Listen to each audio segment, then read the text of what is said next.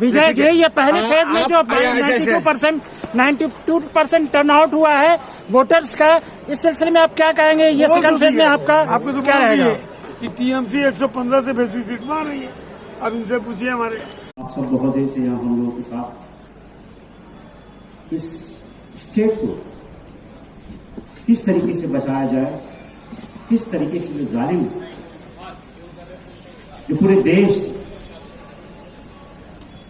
जितने भी मैं ये कह सकता हूं क्रिमिनल टाइप के जो नेता हैं पूरे देश अभी इस वक्त बंगाल के सरजमीन पे मौजूद है। उन सबका सिर्फ और सिर्फ एक ही मकसद है, बस किसी भी तरीके से बंगाल को कब्जा करना है, बंगाल को हथियाना है, बंगाल के लोगों के वोट को चोरी करना है। बल्कि अगर हम ये कहें कि अभी जिस तरीके का माहौल बंगाल में बना हुआ है, हो सकता है इसी तरीके का माहौल 1947 से पहले पूरे हिंदुस्तान का। उस वक्त आज जो चोर लोग जो है जिस तरीके का जुल्म हम लोगों के ऊपर कर रहे हैं, हो सकता है उस वक्त ये जो गोरे थे वो जरूर उसी तरह जरूर करते होंगे। आज देखिए हर एक चौराहे पर ये बदतमीज गाड़ियां, सीएसएफ के लोग, और हर जगह पे आप देखिएगा जिस तरीके से भाषा का प्रयोग किया जा रहा है, लोगों को मारने का, लोगों को काटने का, लोगों को बांटने का। इससे तो यही लगता है कि भाई ये इलेक्शन नहीं, ये एक जंग हो रहा है। और बंगाल के लोग जो है ये अपनी आजादी की लड़ाई के लिए लड़ रहे हैं, अपने हक के लिए लड़ रहे हैं, अपने वोट के लिए लड़ रहे हैं, अपने आने वाले बच्चों के मुस्तकबिल के लिए लड़ाई कर रहे हैं। आज यहां 4 बजे से यहां प्रोग्राम चल रहा है, माशाल्लाह लोग खचर हो गए। क्यों? जब भी मोबाइल खोला जाता है कोई ना कोई ढोंगी बाबा हिंदुस्तान के किसी न किसी कोने से आकर के यहां पे नफरत फैलाने की कोशिश करता है, लोगों को बांटने की बात करता है, लोगों को मारने की बात करता है। आप लोग जितने भी यहां पे लोग बैठे हैं, कोई भी एक इंसान ऐसा नहीं है यहां पे जो सुना हो कि ये लोग कभी प्यार मोहब्बत की बात किए, कभी किसी स्कूल को बनाने की बात किए हैं, कभी किसी कॉलेज को बनाने की बात की है, कभी किसी हॉस्पिटल को बनाने की बात की है, कभी किसी को नौकरी देने की बात की। क्या ऐसा लगता है उन्होंने कभी कहीं कहा है? आप लोगों ने एक भी वीडियो देखा है?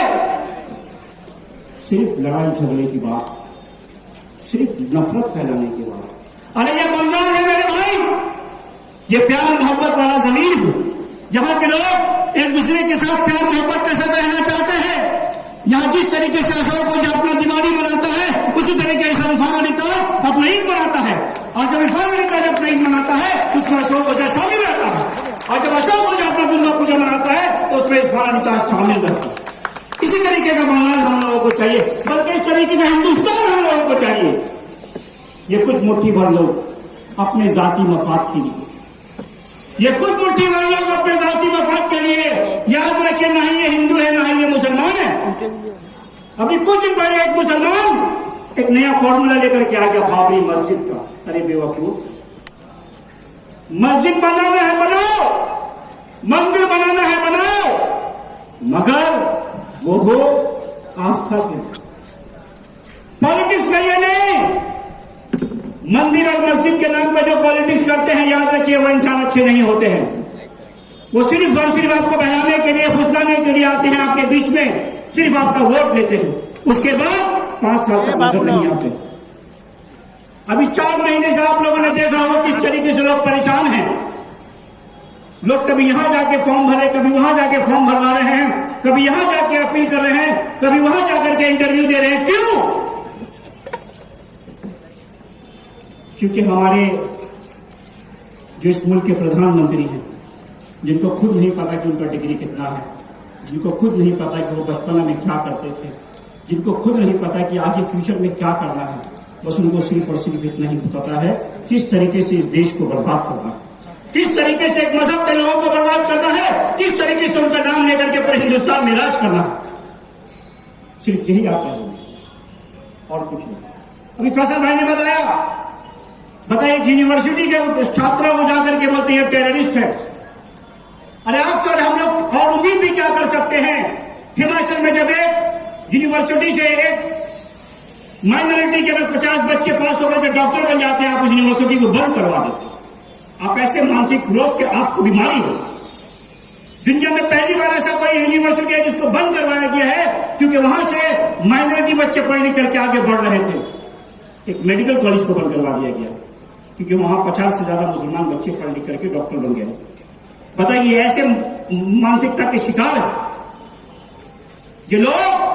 सिर्फ और सिर्फ अपने बारे में सोचते हैं। याद रखिएगा, इन लोगों के बच्चों को देखिए, सब हिंदुस्तान के बाहर अच्छे अच्छे बड़े बड़े स्कूलों में पढ़ रहे हैं, और आपके बच्चे, हमारे बच्चे ये गवर्नमेंट के स्कूल में जाकर करके 2 निवाला चावल और थोड़ा सा दाल लेकर के उनकी जिंदगी बसर गुजर किया जा रहा है। जब आए थे तो बहुत बड़ी बड़ी बातें की थी, रुपया को 45 रुपया में लाके खड़ा कर देंगे डॉलर को। हमारे बंगाल के माहौल को खराब करने की कोशिश कर रहे हैं। आप इसमें याद रखिए, कभी भी आप कामयाब नहीं हो पाएंगे, क्योंकि यहाँ के लोगों के बीच में इत्तेफाक, यहाँ के लोग प्यार मोहब्बत के साथ रहना चाहते हैं। यहाँ के लोग एक दूसरे के त्योहार में शामिल होना चाहते हैं। आज से 1 महीना पहले यहाँ जकीरिया स्ट्रीट में आप देखिएगा, पूरा जकीरिया स्ट्रीट में कार्निवल लगा हुआ था। यहाँ अगर 10,000 लोग यहाँ आते थे, इसमें 5,000 हमारे बिरादरान में वतन आते थे, हमारे हिंदू भाई बहन आते थे यहाँ पे। आज भी इस स्टेज पे देखिए, जिस वक्त से स्टेज सजा उस वक्त से हमारे स्टेज के ऊपर में हिंदू भाई भी, मुसलमान भाई भी, सिख भी, सब यहाँ पर मौजूद है, क्योंकि इसी तरीके का गुलदस्ता को हिंदुस्तान कहते हैं। और ये जो हम लोग का जोड़ा साहू का जो एरिया है, यहाँ पे हर एक मजहब के लोग रहते हैं और बहुत प्यार मोहब्बत के साथ रहते हैं। आप देखिए, मेरे दाएं ओर अगर नाखुदा मस्जिद है तो मेरे बाएं ओर में चंद्रेश्वर महाराज मंदिर। जब हम लोग मंदिर और मस्जिद के बीच में खड़े होकर प्यार मोहब्बत की बात करते हैं, तो इसी बात को और इसी जगह पर हिंदुस्तान कहते हैं। आप जितना भी स्तम कीजिए, हम लोग हंस हंस के सहेंगे, मगर दीदी के लिए प्यार कम नहीं करेंगे। मेरे दोस्तों, मेरे बुजुर्गों, मेरे साथियों, वक्त कम है। बहुत जरूरी बात आप लोगों को से करना था, बट के वक्त की कमी हो गई है और अभी बहुत देर से यहाँ बैठे भी हैं। सबसे जरूरी बात यह है कि अभी तक polling election commission of India की तरफ से BLO हजरात आपके घर पे वोटर स्लिप लेकर के जा रहे थे। मेहरबानी करके आप लोग सब उसको कलेक्ट कर लीजिए, कलेक्ट करके उसके एक जीरोक्स करके अपने पास में रख लीजिए बतौर एक डॉक्यूमेंट, क्योंकि आने वाले वक्त में पता नहीं फिर क्या इन लोगों को कौन एक नया ज्ञानी बाबा मिलेगा और क्या ज्ञान देगा, और फिर से हम लोगों को, हमारे बच्चों को लाइन पे खड़ा करवा देंगे ये लोग। क्योंकि इन लोगों का सिर्फ और सिर्फ एक ही मंशा है, किस तरीके से हम लोगों को, एक वर्ग के लोगों को परेशान किया जाए, इतना परेशान किया जाए कि वो लोग हम लोगों की तरफ जुड़ जाए, या फिर जिनके तरफ हो उनकी तरफ से दूर हो जाए। बट हम लोग जिनके तरफ थे उन्हीं की तरफ हैं, और आने वाले वक्त में उन्हीं की तरफ रहेंगे, क्योंकि हम लोग प्यार मोहब्बत वाले लोग हैं। हम लोग प्यार मोहब्बत के साथ रहना चाहते हैं। हम लोग ऐसे लोगों के साथ नहीं रहना चाहते हैं जो कि अगर जो लोग वुमेन्स बिल की बात करते हैं, बाकी साथ ही साथ उन लोगों का माला पहना कर करके स्वागत करते हैं जो लोग नारी के ऊपर अत्याचार करते हैं या फिर जो नारियों के साथ बलात्कार करते हैं। तो हम लोग ऐसे लोगों की दरगाह बंगाल में नहीं है। और माफ कीजिएगा, आपके नेता लोग आकर के फैला रहे हैं कि बंगाल की धरती औरतों के लिए सेफ नहीं है। आप जा करके सही तरीके से आप जाके सर्च कीजिए, तो बंगाल की धरती जितनी सेफ हमारी महिलाओं के लिए उतनी सेफ स्टेट और हिंदुस्तान में कहीं भी नहीं है। मैं आप लोगों से ये रिक्वेस्ट करता हूं कि मेहरबानी करके 29 तारीख को आप लोग अपने घरों से निकलिए। आप लोग अपने लिए निकलिए, अपने आने वाले नस्ल के लिए निकलिए, क्योंकि याद रखिए, अगर आप लोग वोट नहीं देंगे तो आने वाले वक्त में शायद आप लोग वोट देने के लायक भी नहीं रहेंगे। इस बार इन लोगों ने भरपूर तरीका इस्तेमाल किया था, भरपूर ताकत लगाया था। आप देख रहे हैं 3 महीना पहले से जिस तरीके से हम लोग के ऊपर में लाइन जुल्म किया जा रहा था, और वक्त है उन लोगों को जवाब देने का। हम लोग एक बटन दबा करके उनको जवाब देंगे, और ये जो इतना दिन हम लोग को परेशान किए हैं, सिर्फ एक बटन का जवाब उनके पर ये भारी पड़ जाएगा, उनके पर ये महंगा पड़ जाएगा।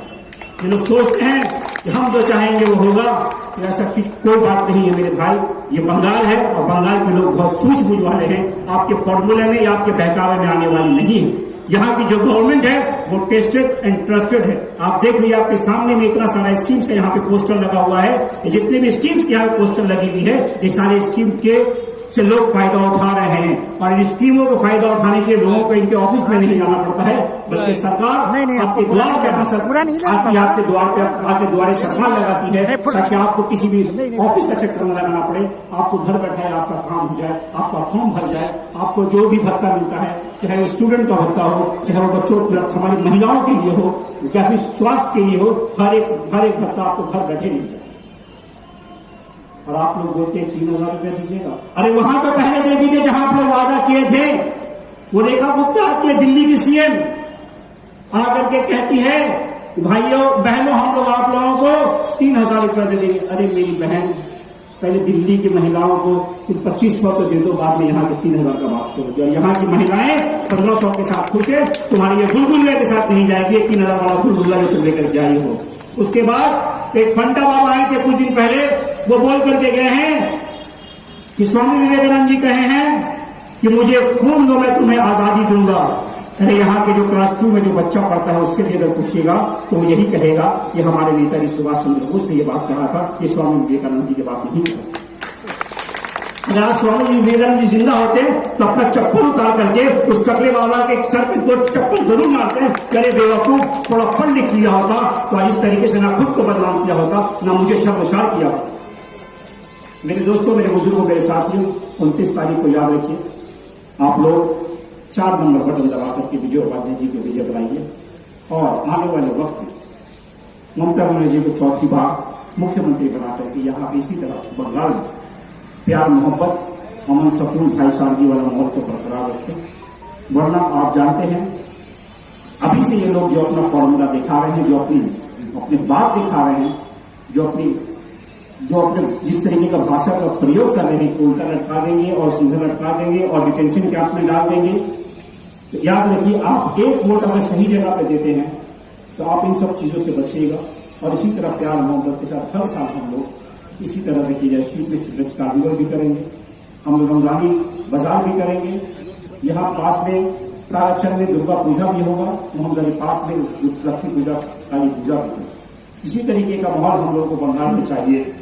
इसी तरीके से हम लोग हमारे बच्चे जो इसी तरह स्कूल जाए, कॉलेज जाए प्यार मोहब्बत के साथ। अगर हमारे घर से हमारी महिलाएं निकल करके बाहर जा रही हैं तो हम लोग को इस बात का टेंशन नहीं होगी, पता नहीं रात अगर आधा 1 घंटा देर हो जाए तो हम लोग को इस बात का दुख भी या टेंशन हमारे दिमाग में नहीं हो जाए कि पता नहीं हमारे माँ बहन घर अभी तक वापस क्यों नहीं आई, क्या हो गया होगा उनके साथ में, क्या मामला है, क्यों अभी तक नहीं। इस तरीके का सोच अभी तक बंगाल के लोगों के दिमाग में नहीं है। बट अगर आने वाले वक्त में अगर इन लोगों की सरकार आती है तो आप जानते हैं यहाँ पे और किस तरीके का सोच हम लोगों को दिमाग में रखना पड़ेगा। अगर हमारे बच्चे अच्छे नंबर से किसी कॉलेज या स्कूल से पास हो जाए, ये तो हो सकता है उस स्कूल को ही बंद करा दिया जाएगा।